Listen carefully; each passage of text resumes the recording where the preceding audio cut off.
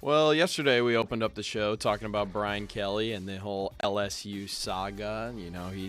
He turned down a couple of settlements from the university in regards to his buyout. LSU trying to save themselves some money. Well, now LSU is trying to fire Kelly with cause, saying that, the university didn't actually formally terminate his contract. Now Brian Kelly is filing a lawsuit in regards to this. I mean, it's just another piece in the saga that has just become, like, I don't even know how to describe this at this point. Yeah. I'm running out of words. One of the things I said yesterday when we were talking about this, I said this could get ugly, and I thought I didn't know it could get this ugly this quickly. It's really getting ugly now. This fast too. I mean, it's not just the fact that he's that we're already involving lawyers. Right. But it's how fast all this has become, because obviously he got fired 2 weeks ago, Yes. 3 weeks ago now, and then we heard about the settlement offer from Scott Woodward, immediately rejected. We heard about the $30 million in 2 payments that got rejected, and now he's come out, and then now we have lawyers involved and whatnot. Typically these stories, and I said this yesterday, typically these stories, they kind of go away quickly. And this is the one that's just kind of hung around the news cycle. It's just stuck around, and I mean, at this point, it's like, all right, what's going to come out tomorrow? Is it? Right. Are we going to hear another lawsuit? I mean, what's going on now? But I mean, this is just another nail in the coffin for the LSU program, because it's like, it's starting to get to the point where it's almost like, who would want to take this job at this point? I mean, some people say there's no such thing as bad publicity, but this is starting to become bad publicity. Horrible. And you think about it from an optics standpoint. You think about the last 3 coaches that they've had: Brian Kelly, Ed Orgeron, and Les Miles. Well, all 3 have been fired. 2 of the 3, 66%, have national championship rings on their fingers. Yeah. LSU this year had a really good football team. And I just think that we're getting to a point now where, because of the decision making at this university right now, and not just the university, because the governor came out. So I mean, the governor is sticking his nose into this whole thing too. So I think with the decision making here, it will lure a lot of your top people away from this job, mainly because it seems like it's toxic might be too strong of a word, but it just seems like this is not a place where you would want to go for any stability. I honestly think toxic is a perfect way to put it. Yeah. I mean, you might think that it is strong, but the governor's comments were pretty strong. That's right. Yeah. So, I mean, at this point, it's like, who would want to go there? I mean, you talk about your top candidates. Mm-hmm. We've heard Joe Brady's name being thrown out. Everyone's obviously thrown out Lane Kiffin and then John Summerall. Who would want to go into this situation? I mean, if I were Lane, I would stay as far away from Baton Rouge as I would. Like, I've been on the Lane train since day one. I think he's going to stay in Oxford. I think this is definitely going to help. If he does leave it all, he's definitely not going to LSU. I mean, he'll just go to Florida at this point. Yes, exactly. And that's my thing. Like, if you are going to go to LSU at this point, you're going there for the pay bump. I think that I'm not saying that Ole Miss and LSU are equal jobs right now, but I am saying that I do think that everything that you want to accomplish at LSU right now, you can accomplish it at Ole Miss. So there's no point in leaving. Might not be the same at Tulane because 1G5 gets in. Might not be the same at Memphis because 1G5 gets in. So maybe, Silverfield or some of the others. I did see something where there's a scenario where it could be 2 G5s and then the ACC gets kicked out. Honestly, could you imagine? The way this season is planning out, I like the G5s. I like 2 G5s, maybe even 3 G5s more than I like a lot of the top teams in the ACC now. Honestly, I think it's what? South Florida, and JMU Tulane, right now. South Florida, JMU, and I would even throw in Tulane, Memphis, being better than the second tier of the G5. To me, is better than the second tier of the ACC. I mean, we saw last year in the first 12-team playoff, the G5 got the first round bye because it was top 4 conference winners, and then everyone just assumed that the G5 was going to be the 12th seed. Nope, Clemson comes in out of nowhere, steals the ACC, and then they are the 12 seed. I could see a scenario where if the ACC keeps blowing up like it is, JMU and South Florida could both get in. That would be unbelievable. That would be honestly, it'd be awesome, because I think though too, you're letting your eyes do the talking without just saying, historically speaking, these Power 4 schools are always going to be better. And I just think now with the fluidity of college athletics, you can have a situation where 2 G5s are better then you're one of your Power 4 champions. Saw that a little bit last year with the Big 12 with Arizona State. If you looked at the committee's rankings as opposed to the not the bracket but the rankings, Right.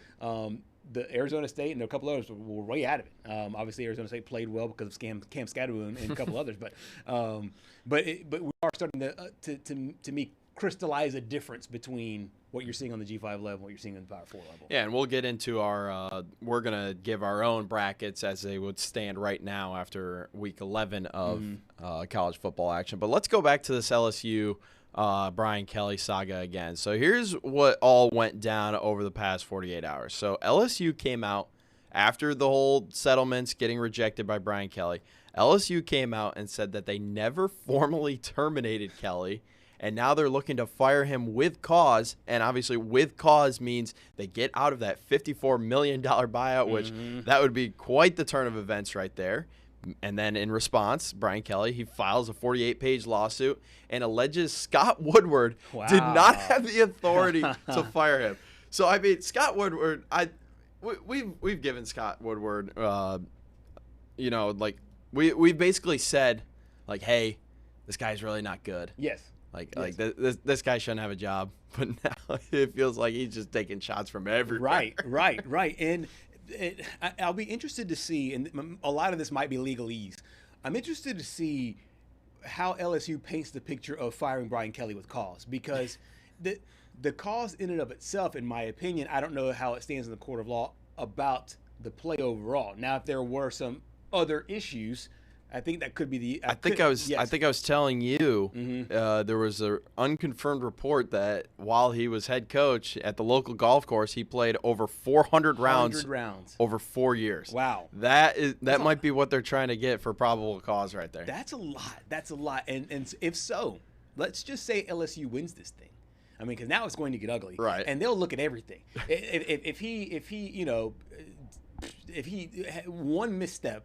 And they're going to use that now against him in the court of law. Right. Do you envision any kind of situation where LSU wins this battle of firing him for cause, and Brian Kelly now regrets not taking the lump sum, $25 million? Or do you think all this is just it's all bark no bite, and he'll still make north of 40 or whatever it is? No, Brian Kelly's going to win this. I mean, it would have to take some bombshell report to come out, and at this point, I feel like it's a little bit too late for a bombshell report to come out. Right. I just don't see it happening. Like, what has he done other than poor performance on the field? But that's not for cause. Like, you would have to do something awful. Right. We saw a situation with the New York Giants with Brian Daboll apparently tinkered with the medical staff trying to get some of the guys back in.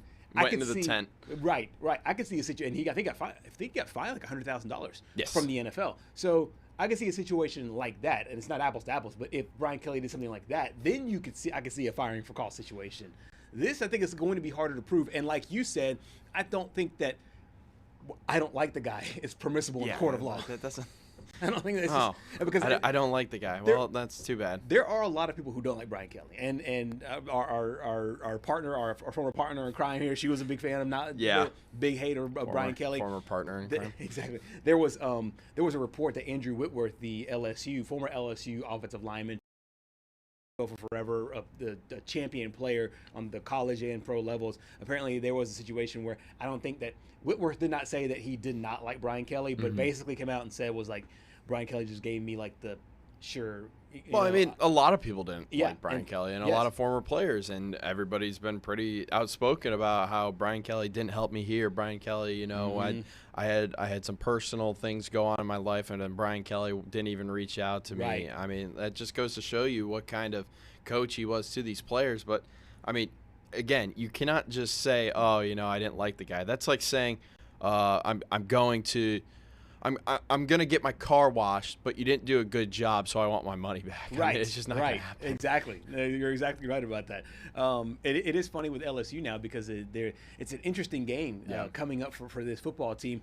I think they played somewhat inspired football Saturday with the interim head coach now and Frank Wilson.